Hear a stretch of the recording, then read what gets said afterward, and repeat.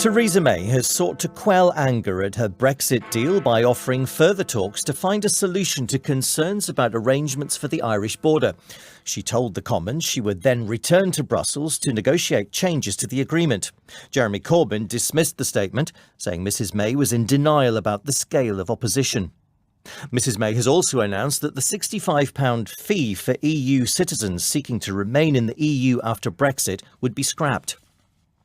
Concerns have been expressed about the global economy after China reported the slowest growth for nearly 30 years. The main opposition party in Zimbabwe is claiming that President Mnangagwa has been carrying out a campaign of brutal suppression in response to protests against rising fuel prices. A teenager has appeared in court accused of murdering 14-year-old Jaden Moodie in East London. Theresa May has told MPs she'll look at a number of options to address concerns about the Northern Ireland backstop, the insurance policy designed to ensure there's no return to physical border checks. She said she would then head back to Brussels for further talks on her Brexit deal. Outlining how she'll try to build a majority for her withdrawal agreement after its crushing defeat last week, the Prime Minister promised to take a more flexible and inclusive approach to Parliament. She said the fee due to be paid by EU citizens wanting to live in the UK would be scrapped and offered guarantees on workers' rights and environmental safeguards after Brexit. But Labour accused Mrs May of being in denial about the scale of last week's defeat. Here's our assistant political editor, Norman Smith. There's so far no sign, despite her shattering defeat, that Mrs May is about to abandon her Brexit deal. Instead, all the indications are the Prime Minister believes with further reassurances over the Northern Ireland backstop, she can win over the DUP and Tory Brexiteers. Some in Downing Street have also been encouraged by what they believe is a softening in the opposition of leading Brexiteers like Jacob Rees-Mogg. And so, in the Commons this afternoon, while there was little new in terms of the substance of her deal, Mrs May pledged to work with her backbench Brexit critics to devise fresh proposals to take to Brussels. So I will be talking further this week to colleagues, including in the DUP, to consider how we might meet our obligations to the people of Northern Ireland and Ireland in a way that can command the greatest possible support in the House. And I will then take the conclusions of those discussions back to the EU. In a further move to win over opinion, Mrs May held out the prospect that Parliament would have a greater say in the next stage of negotiations.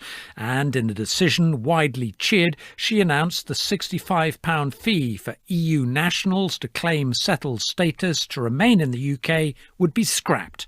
But on the substance of her deal, the Labour leader Jeremy Corbyn said it felt like Groundhog Day. The government still appears not to have come to terms with the scale of the defeat in the House of Commons last week. The Prime Minister seems to be going through the motions of accepting the result, but in reality is in deep denial. However, in a marked change from the normal barrage of hostile interventions, today Tory Brexiteers rallied to Mrs May, but with a familiar warning on the backstop, the former Foreign Secretary Boris Johnson. Can I congratulate my right honourable friend on her decision to waive the registration fee for EU nationals? I think will be very welcome, and also on her determination now to go back to Brussels and fix the backstop, because I think that is the way forward. But can she confirm that in so doing she will now seek legally binding change? Former Remainers questioned why the EU would now accept changes to the backstop which they'd previously resisted. The Tory MP Anna Soubry. Last week it was a historic defeat. Prime Minister, Mr Speaker, this House has spoken. It has rejected overwhelmingly the Prime Minister's deal. And here we are with another week of can-kicking. And the truth is, Prime Minister, Mr Speaker, the truth is, isn't it, nothing's changed. It appears the Prime Minister has decided the only way to salvage her deal is to make it more palatable to her backbench Brexit critics and the DUP. Any final agreement, however, will now depend, it seems, on a significant climb down by the EU, something that so far there's been little sign of. The European Commission has said people shouldn't look to it for answers to remove the latest obstacles to Britain leaving the EU, because now was the moment for London to speak, not for us. But there are some signs of possible movement. The Polish foreign minister has suggested limiting the Irish backstop to 5 years as a way of unblocking the negotiations. And the EU's chief Brexit negotiator said he was ready to work again on the separate political declaration about future ties with the UK. Our Europe editor, Katya Adler, reports. A collective shake of the head is how you could sum up EU leaders' response to the Prime Minister's Brexit statement.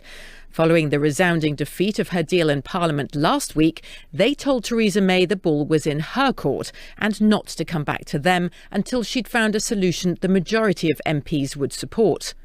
But today, the Prime Minister announced she would be returning to Brussels to ask, once again, for changes to the backstop. But the EU has so far blocked any attempt to renegotiate the backstop. It was signed off by all 27 EU leaders and Theresa May in November, along with the rest of the Brexit withdrawal agreement. Instead, Brussels is suggesting new talks on the political declaration, a non-binding aspirational document on post-Brexit EU-UK relations. Michel Barnier is the EU's chief Brexit negotiator. It's now for the UK leaders to build this stable and positive majority for a deal. So we are waiting for the next step from the UK government, but we are ready to work again on the political declaration. The EU may be used to agreeing last-minute deals, but with only 9 weeks to go now, Europe's leaders are becoming increasingly nervous about a potential no-deal Brexit, which would be costly for them too. Today, Poland appeared to break ranks with other EU countries, suggesting a time limit to the Irish backstop, something the Prime Minister has previously pushed for. Jacek Czaputowicz is the Polish foreign minister. I think it would be one of the solutions. So that's idea to be discussed, I think, within the European Union. I don't know if it's feasible, if Ireland is ready to put forward such a proposal, but it might unblock the negotiations. But Ireland has already ruled out the possibility of a set time limit to the backstop, as have the EU's chief negotiators. And Poland, the biggest recipient of EU funds, will likely tread carefully here. The general consensus in Brussels is to wait and watch in case a plan for a softer Brexit emerges in Westminster. During her common statement this afternoon, Theresa May dismissed reports that she was considering rewriting the Good Friday Agreement to neutralise the issue of the Northern Ireland backstop. Our political correspondent Ben Wright explains what the backstop seeks to achieve and why it's proved so contentious.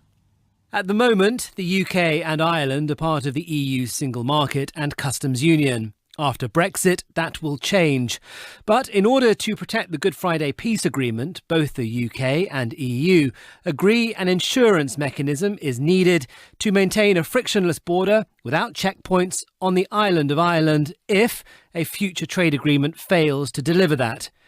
If activated, the backstop would see the whole UK enter into a temporary customs union with the EU if no trade deal has been agreed by December 2020 or the end of 2022 if the transition period is extended.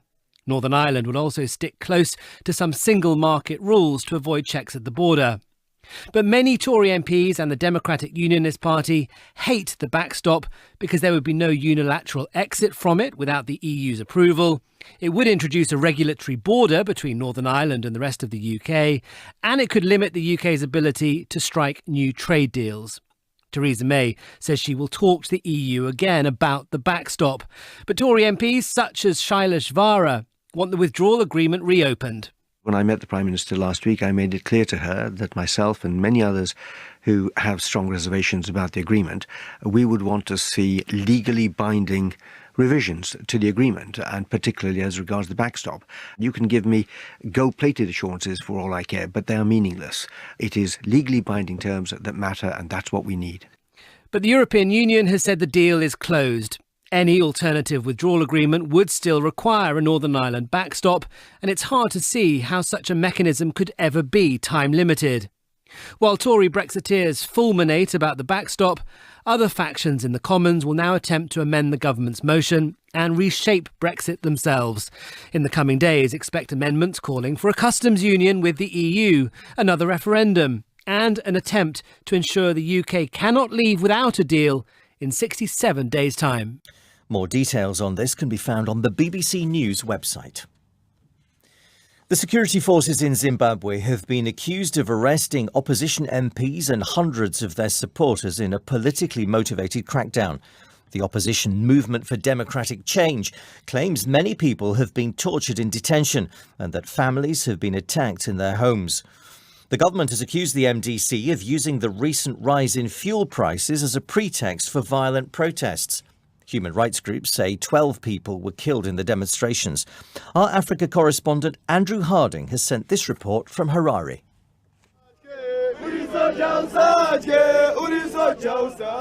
Another funeral here in Zimbabwe. This for a young football player reportedly shot in the head by police. There is grief here, of course, but shock too. The brutal crackdown by the security forces took many here by surprise, and it's not over yet. This morning we found a young man in agony outside a clinic in Harare. He'd just been attacked at his home. Soldiers and police. What did they do to you? They beating me.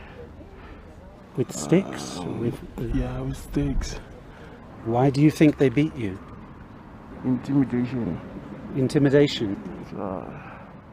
Zimbabwe's government continues to defend its actions. The job of the government to make sure that the security... This is the Information Minister, Monica Mutsvangwa, insisting that violent protesters are being dealt with appropriately. And bring peace to the peace-loving Zimbabwe. But the opposition leader Nelson Chamisa said MPs, union leaders and activists are being arbitrarily detained by a government that has changed precious little since President Mugabe was pushed out. We thought that by Mr. Mugabe exiting the stage, we're going to have a new dispensation, but it's not a new dispensation. If anything, the mask has been removed. The truth is that we still have the old system. Today, Harare is calmer, business is open, but there's talk of more strike action here, and the economic crisis that triggered the protests is getting worse, not better.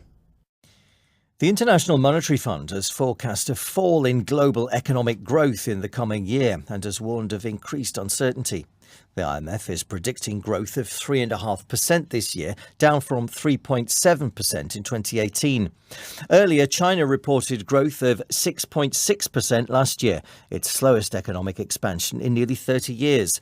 That stoked concern about the knock-on effects globally as delegates gather for the annual World Economic Forum in Davos. From there, here's our business editor, Simon Jack. China's rapid economic growth, its expanding role in global trade, and the increased spending power of its consumers have helped create millions of jobs right around the world. It's become the world's second biggest economy, but in the last 10 years, its growth rate has swung from a high of 14% to less than half that now. The International Monetary Fund lowered its estimate for global growth today, and the chief economist Geeta Gopinath said any increase in trade tensions between China and the US could see them lowered further. The risks remain, and it's going to depend a lot on what happens with the trade talks that is ongoing at this point. In the event that there is an escalation in the trade conflict, then we would see a bigger revision. This isn't just economic theory, it means UK jobs. Jaguar Land Rover said a slump of 50% in its sales in China was a major factor in its decision to cut 6,000 staff over the last 12 months. Today's news and the IMF's lowered forecasts sent a chill wind blowing through the Swiss village of Davos on the eve of the World Economic Forum. Many leaders, including US President Donald Trump and his Chinese counterpart Xi Jinping, have both decided to stay away. Business leaders and workers around the world will be hoping relations between these two economic superpowers get better, not worse, in 2019. Rolls-Royce has confirmed that it's in talks with the Chinese state-run nuclear energy giant CGN about providing essential systems for a new power station at Bradwell in Essex. The project is one of 3 nuclear schemes in Britain in which China has a major role. Our business correspondent Theo Leggett reports. Rolls-Royce wants to supply critical control systems for the proposed plant at Bradwell. The power station is due to be built by CGN using its own Chinese reactor design. However, concerns have been raised by politicians and security analysts that Chinese interests could gain too much control over critical infrastructure. CGN is already providing a third of the funding for another major nuclear plant at Hinkley Point in Somerset, which is being built by the French firm EDF. It's also involved in a further potential project at Sizewell in Suffolk. Rolls-Royce, meanwhile, supplies control systems used in reactors around the world, including China. It already has close links with CGN and is working on developing new technologies with one of the Chinese giant subsidiaries. Security experts say that having a British company provide vital systems for the Bradwell plant may help to calm fears that they would otherwise be vulnerable to cyber attacks. The news comes at a time when the government's nuclear strategy is in some disarray. Last week, the Japanese firm Hitachi suspended work on 2 other nuclear projects in Britain because of disagreements over funding. A teenager has appeared in court charged with the murder of a 14-year-old boy in East London. Jaden Moodie was attacked earlier this month while riding his moped. Police are still looking for other suspects. Daniela Ralph reports. Jaden Moodie was killed in East London on the 8th of January. He was knocked off his moped by a car and then stabbed several times in Leighton. Today, 18-year-old Ayub Majdalin appeared in court charged with his murder. He also faced a second charge of possessing a bladed weapon in a public place. He wasn't asked to enter a plea to either charge. From the dock, he confirmed his name and his date of birth as August 2000.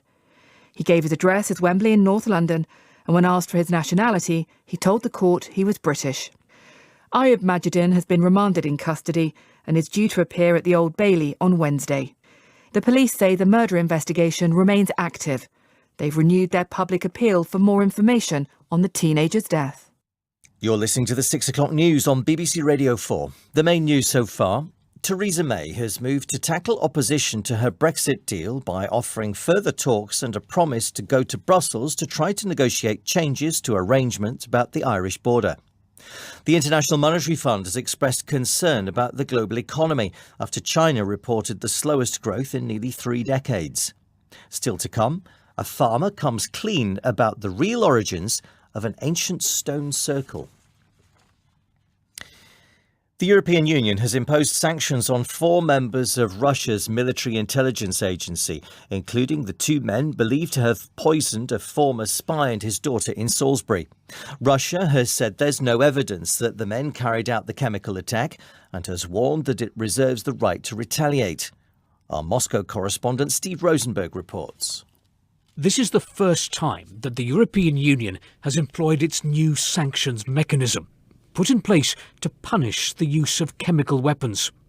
The EU imposed sanctions against 5 Syrian men and against 4 members of the GRU, Russian military intelligence, the GRU's head and deputy head, and the 2 GRU officers accused of administering the Novichok that poisoned Sergei and Yulia Skripal. The men named will be subject to EU travel bans and asset freezes. In Moscow, Kremlin spokesman Dmitry Peskov told me there were no grounds to suspect the Russians. We are yet to hear any evidence, he said.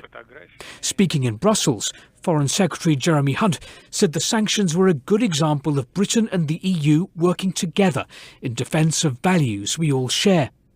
But today's announcement by the European Union is unlikely to spark remorse by Russia.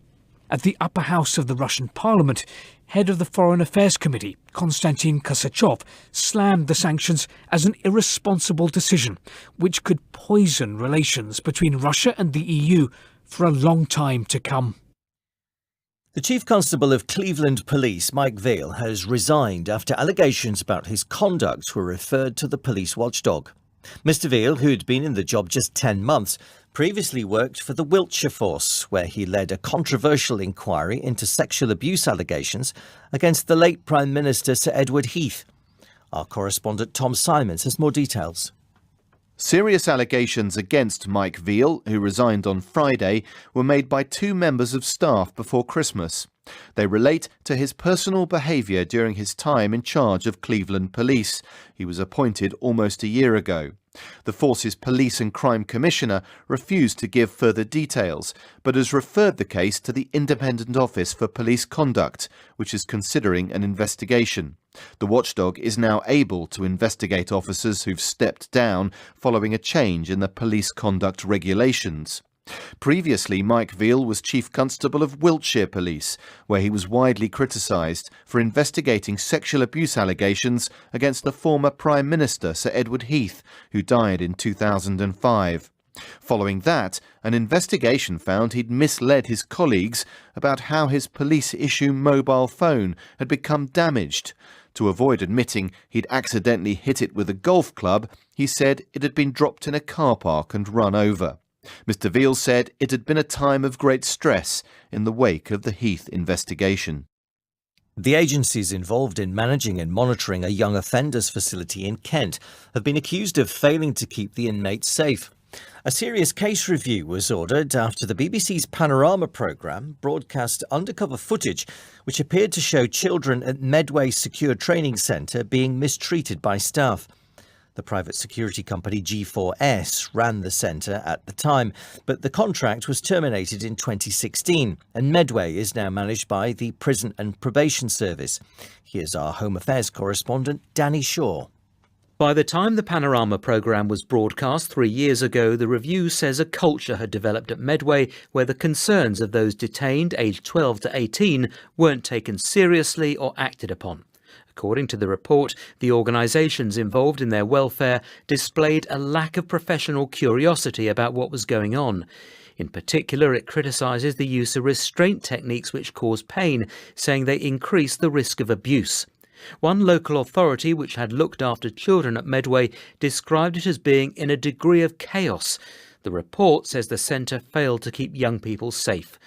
The chairman of the Medway Safeguarding Children Board, which published the findings, is John Drew. It's the failure of the protective mechanisms that should have spotted that worried and worries me most. Because if we can't rely on the work of 14 different agencies and bodies, then we're in a very bad place. The report reveals that the contract to operate Medway contained perverse incentives with financial penalties for G4S if young offenders didn't attend education classes. In practice, it meant they sometimes missed healthcare appointments, including sessions about substance misuse. G4S says the lessons learned from what happened have been at the forefront of its management of Oak Hill in Milton Keynes, the only secure training centre that it still operates. 7 years after the first case of ash dieback was confirmed in the UK, the devastating tree disease is beginning to take hold in Devon. The county has hundreds of thousands of ash trees, and council officials say it could cost up to £70 million to remove the infected ones. Dozens of trees have already been cut down to try to prevent further spread of the disease. Gemma Woodman reports from Exminster. Devon is a county defined by its leafy lanes, and lining the county's roads are an estimated 440,000 ash trees, all within falling distance of people and cars. I want an imminent takedown on this one. Yep. All ash dieback. On the front line of the crisis in Devon is Highways Tree Inspector Bob Stevenson. So how dangerous is it then if you have a large ash tree that's infected on the side of the road? Well, it could be very dangerous if it failed. It's got the capacity to kill people. So the larger the tree, the higher the risk. Ash dieback is an airborne fungus, and there is no cure.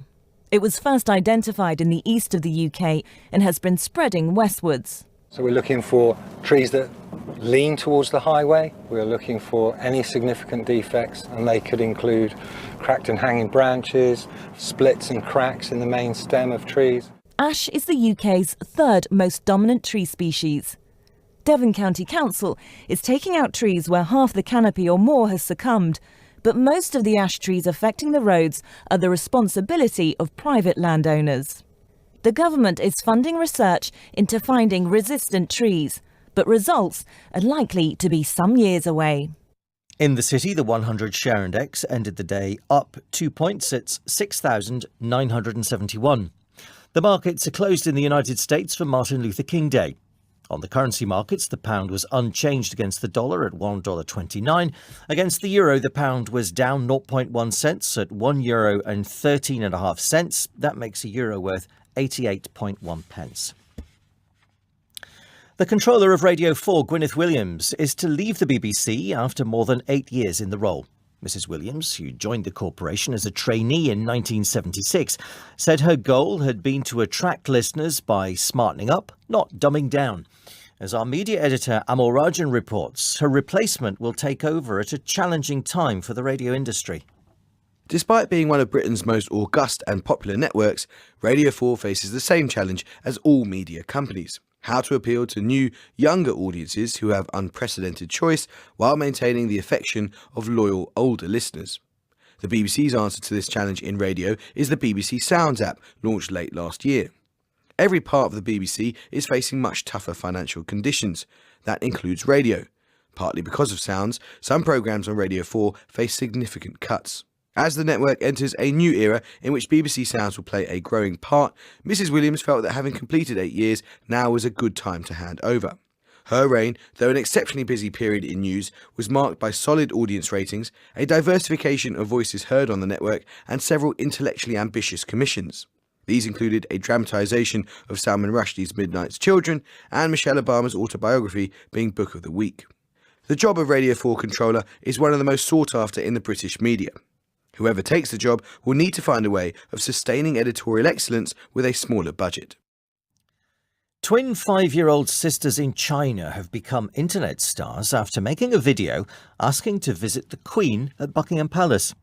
The pair were inspired not by dreams of a new era in international diplomacy, but by the popular cartoon Peppa Pig. Our Beijing correspondent John Sudworth has the story. She may be a pig with a little snout, but she's got huge global clout. You can't walk around a muddy puddle. No. This episode, in which Peppa meets the Queen, No, that does look fun. has made a bit of a splash a long way from Britain. After watching it, 2 Chinese twins posted a video message to the Queen online, asking if they could also visit her palace. It's been viewed almost 4 million times in China. And it worked, sort of. Hello, Mimi and Mi-ai.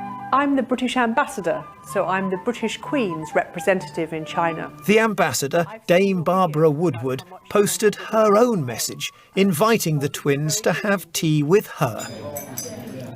Not quite the same as the Queen, perhaps, but today, as they turned up at the embassy, the scones and cakes were accompanied with the promise of a trip to the UK.